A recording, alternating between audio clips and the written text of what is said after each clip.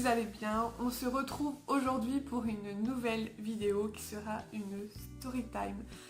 Alors en fait c'est en parlant avec une copine et genre cette semaine qu'on s'est rappelé cette histoire et du coup je me suis dit pourquoi pas en faire une story time, sachant que les story time c'est le genre de vidéo que je kiffe regarder. Donc je me suis dit pourquoi pas en faire une avec cette histoire. Alors ok, c'est pas une histoire de ouf, mais c'est pas non plus une histoire qui t'arrive tous les jours, donc autant vous la raconter. Du coup c'est parti. Alors l'histoire elle se passe quand j'étais en seconde, donc j'avais genre 16 ans et on devait être genre janvier, février.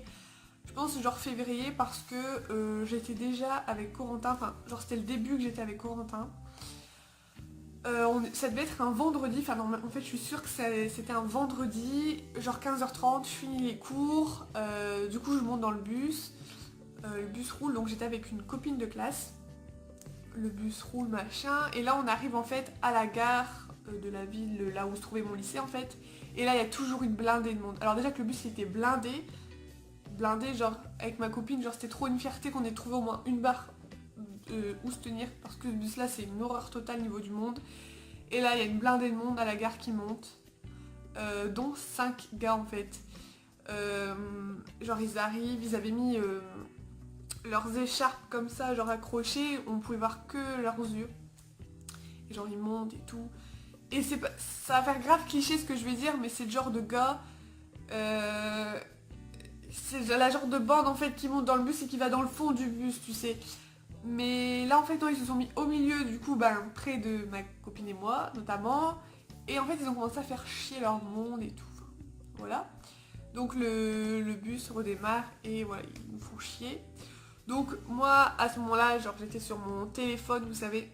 Alors j'avais pas du tout un beau téléphone. J'avais un...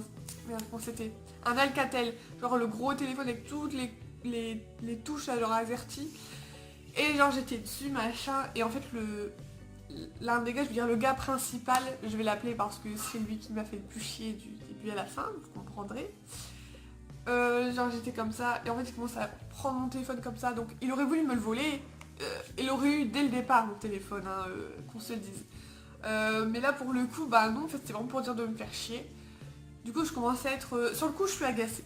Genre sur le coup je suis agacée, genre je regarde ma pote de classe et genre d'un air il est sérieux. Du coup je range mon téléphone dans ma poche et c'est tout, ils continuent à nous faire chier, à faire chier leur monde autour. Là on arrive à un arrêt où quelques gens descendent, notamment ma pote de classe qui était avec moi dans le bus. Genre elle descend et puis elle me regarde d'un air de dire courage Andrea. Je dis merci. Alors il y avait déjà beaucoup de monde qui descendait à cet arrêt là, donc je me suis dit c'est bon, genre il y a un peu plus de place dans le bus, même si toutes les places assises sont prises, je sais pas, avec tes potes au fond du bus quoi, mais fous-moi la paix. Et en fait pas du tout. En fait ils ont commencé, donc moi j'étais contre, vous savez la vitre, genre je me tenais à la barre comme ça, genre je calcule personne, machin et tout. Et là en fait ils commencent, les 5 gars, hein, c'était 5, à m'encercler. Et là j'étais plus agacée les gars, là je commençais à avoir peur. Et du coup ils commencent à me faire chier, donc vas-y je te donne un petit coup, voilà machin et tout. Et là il y a le gars qui me faisait chier depuis le début, qui me dit alors t'as rangé ton téléphone? Pourquoi t'as rangé ton téléphone? Du coup je le regarde, je dis j'en ai plus besoin. Alors genre allez, ça continue à me faire chier et tout ça. Et là il me dit passe ton numéro. Ah donc je fais non. Là il force en fait, le gars il dit passe ton numéro. Puis en plus il gueulait, hein, attention. Ouais, passe ton numéro, allez hop, encore un coup d'épaule, machin. Et du coup je lui fais que non. Et je sais pas ce que j'aurais dû faire parce qu'après ça a légèrement dégénéré on va dire. Pour vous situer un petit peu, il faut savoir que de base j'avais une bande, vous savez quand vous êtes blessé parce que je m'étais foulé le poignet au sport, en cours en fait, tout simplement. Rien de grave, mais bon, j'avais un petit peu mal, hein, je suis au shot. Du coup voilà, c'est tout. Et en fait c'est là que ça dégénère, puisque le gars, en fait il a commencé à m'attraper le poignet là où j'étais blessée et à me le tordre, à me passer le bras, vous savez, dans le dos, et en fait il m'a allongé à plat dans le bus. Donc vous imaginez la scène, je suis allongée à plat dans le bus et là les gars m'encerclent. Et c'est là qu'ils ont commencé à me tapé. Donc ça a été principalement des coups de pied, je pense pas avoir reçu de coups de poing dans mes souvenirs, c'était des coups de pied, beaucoup plus. J'en ai reçu un dans la lèvre, du coup après j'ai mis mes mains comme ça, vous savez. Après c'était beaucoup dans mon poignet, après un peu partout dans le corps. C'était pas des coups genre hyper violents, genre les gars ils voulaient taper. C'était vraiment des coups, bah, pas des petits coups comme ça non plus, mais ça a été des coups, genre ça va, mais ils m'ont flyé quand même, mais pas de la haine en fait. Donc ce moment-là ça a été court, mais en même temps pour moi très très long, ça a duré une éternité. Je me suis dit mais pourquoi ils font ça en fait? J'ai rien demandé, j'ai même pas répondu, j'ai même pas fait l'insolente avec eux. Et en fait ils ont vu que j'étais genre hyper sans caractère, hyper je me défendais pas, donc je pense que c'était ça. Et donc voilà, je me suis fait flyer, allonger au milieu du bus. Et c'est pas fini. Les gars me tapent et tout. Et là en fait j'entends crier dans le bus, genre les gens hurler de peur. Mais en fait ce qui m'a le plus choqué, c'est que personne n'est venu à mon aide. Personne n'a réagi. Donc j'entends crier. J'entends que les gens demandent au chauffeur d'arrêter le bus et tout. Donc le bus s'arrête. Le chauffeur descend parce que j'entends genre sa cabine, je sais pas quoi, elle a s'ouvrir. Et là il commence à gueuler genre arrêtez, dégagez, c'est tout. Donc là il ouvre, les gens avaient déjà ouvert, vous savez que le bouton rouge là du bus, ils avaient ouvert les trucs d'urgence, là les portes, enfin les portes quoi, ils avaient ouvert les portes d'urgence et beaucoup de monde était descendu. Et du coup quand le chauffeur a gueulé, les gars sont descendus du bus. Voilà. Donc moi je me relève de cette scène parce que j'avais reçu des coups mais ça allait. Et en fait je pense que ce qui m'a le plus choqué de cette scène, c'est que je me suis relevée. Il y avait encore des gens dans le bus, il n'était pas du tout vide. Mais personne n'est venu me demander si ça allait, si j'avais mal quelque part. Alors j'avais la lèvre légèrement en sang, rien de grave, mais légèrement en sang. Voilà, personne n'est venu me demander quoi que ce soit. Les gens faisaient comme s'ils n'avaient rien vu ou j'en sais rien. Après les gens je les regardais pas, mais moi tout de suite j'ai vu une place assise, je me suis assise. Je me mordais les joues parce que c'était en mode mais c'est sérieux, enfin je viens de me faire agresser, je viens de me faire taper gratuitement, il n'y a personne qui vient me demander si ça va, j'ai hyper mal au poignet, j'ai trop mal, je me sens pas bien, ça va pas. Donc là j'ai commencé à coller ma joue contre la vitre, il faisait très froid, hein. On devait être encore l'hiver. Et genre vous savez pour genre récupérer mes esprits, je me mordais les joues pour pas pleurer. Enfin bref. Le chauffeur en a eu strictement rien à foutre de ma gueule puisque il était remonté dans sa cabine, il m'a pas demandé s'il devait faire quelque chose, si ça allait, rien, personne. Alors franchement, on s'en est battu les couilles de moi, mais pas mal quoi. Enfin bref, lui il continue sa vie, il fait rouler son bus, etc. Et je dirais que 15-20 minutes plus tard, j'arrive à mon arrêt. Alors faut savoir que du coup dans le bus, bien évidemment, j'avais essayé en vain d'appeler mes parents pour que je sais pas. Mais je savais pertinemment qu'ils allaient pas me répondre puisqu'ils étaient en Belgique faire des courses. Et genre, ils me répondaient pas. Et sur le coup, je voulais pas prévenir Corentin tout de suite. Mais au final, je crois que je lui ai envoyé un message. On arrive à mon arrêt, je descends du bus et à peine que je suis à la seconde où je suis descendue du bus, je me suis mise à m'effondrer, mais littéralement m'effondrer de peur, de douleur. De honte, de colère, de tout ce que vous voulez, tout m'est traversé dans le corps et là je me suis mise à pleurer.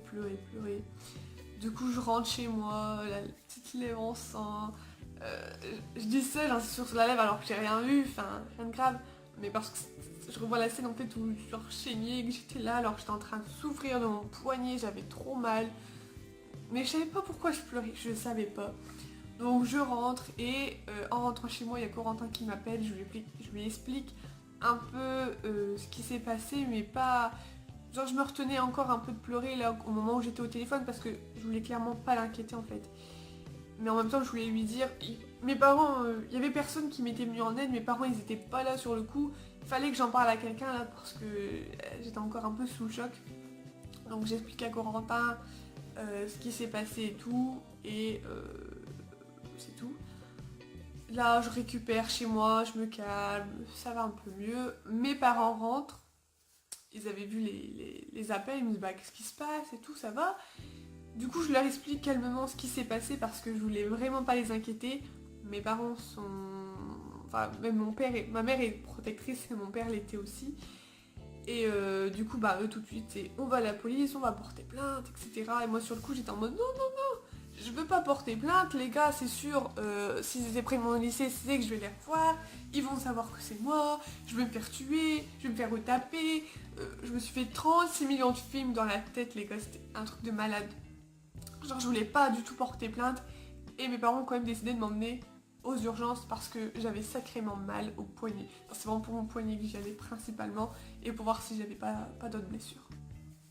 Du coup là on va donc on est aux urgences, je passe une radio, enfin le gars il m'examine le corps là, le médecin. Et en gros au final j'ai eu une fracture au niveau du poignet, donc c'était une petite fracture, hein, pas une grosse fracture, genre ça nécessitait pas un plâtre mais une attelle avec le pouce en l'air là. En gros ils avaient cassé un bout d'os entre le poignet et le pouce. C'est pour ça que dès que je bougeais, quoi que ce soit, ça me faisait mal. Et après, sinon, voilà, j'avais quelques coups, mais pas du tout des gros coups en fait, c'était juste genre des bleus à mon avis, je vais l'avoir, mais je sais même pas si j'ai eu des bleus au final. Je peux pas dire c'est pas des énormes coups non plus que j'ai reçus, sauf au niveau du poignet. Mais sinon, le reste du corps, franchement, ça allait. Enfin, voilà. Et là, le médecin m'explique qu'il faut absolument que j'aille porter plainte parce que c'est pas normal ce qui m'est arrivé, etc. Faut pas que je me laisse faire. Du coup, il m'a fait un papier en fait en disant que moi, enfin, cette jeune fille s'est bien fait agresser et ça lui a amené à telle blessure, etc. Donc il me donne ce papier-là qui était en fait pour la police. Il insiste sur le fait que voilà, faut que tu ailles porter plainte, etc.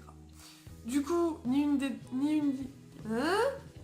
ni deux, mes parents partent au commissariat, ils expliquent la situation, enfin c'était ma mère qui était avec moi, elle explique la situation, et moi qui avais toujours peur des représailles ou j'en sais rien, ma mère elle voulait faire un entre-deux et du coup elle demande à poser en fait une main courante suite à mon agression. Là le policier commence à dire que ça sert à rien la main courante, ce qu'il faut c'est porter plainte. Donc voilà, donc on décide de porter plainte, je lui explique ce qui s'est passé, on donne le papier que le médecin des urgences nous avait passé, donc c'est tout.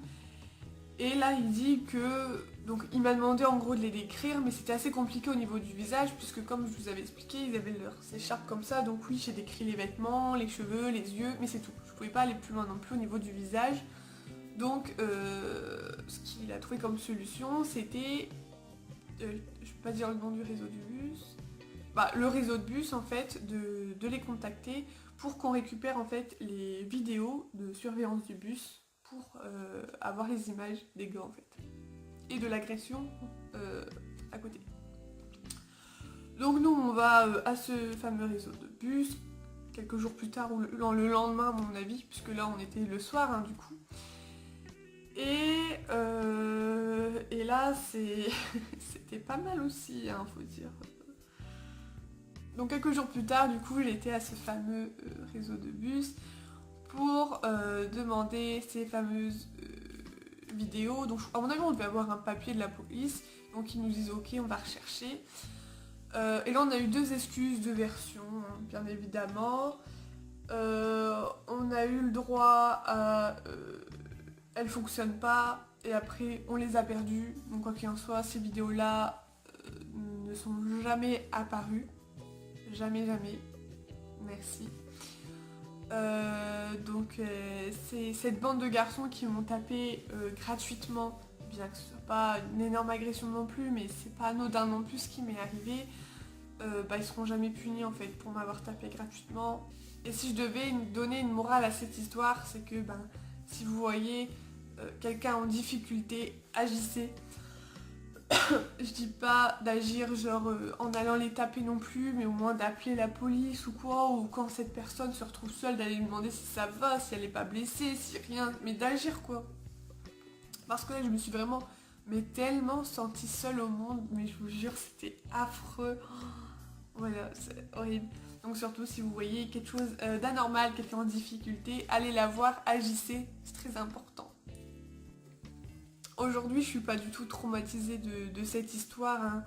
J'ai eu des choses dans la vie bien plus graves pour me préoccuper de ça. Je pense que même, limite, ce qui m'a le plus choqué au final, c'est le fait que personne n'ait venu m'aider, que personne n'ait agi, etc. Voilà, une agression gratuite, comme ça, j'avais rien demandé à la vie, quoi. C'est n'importe quoi, donc... c'est tellement petit quoi, c'est n'importe quoi. Bien évidemment, pour finir cette histoire, les gars ont jamais été retrouvés, punis ou quoi que ce soit. Je veux pas descendre la police en disant bah ouais ils ont lâché un peu l'histoire, mais en gros c'est normal puisqu'ils avaient aucune preuve vidéo de ce qu'ils attendaient, etc. Puis le descriptif, voilà, donc l'histoire n'a abouti à rien. Je dirais même que c'est limite Corentin et ses potes qui ont beaucoup plus recherché les gars en question. On n'a jamais rien trouvé non plus. Mais après, comme je vous dis, ils étaient cachés, donc ça tombe, les gars, je les voyais tous les jours et je savais pas qui c'était ou quoi. En tout cas, j'étais devenue vraiment parano sur tout le monde. Genre, je voyais un gars, je me disais, ah, ça tombe, c'est lui. Vraiment parano.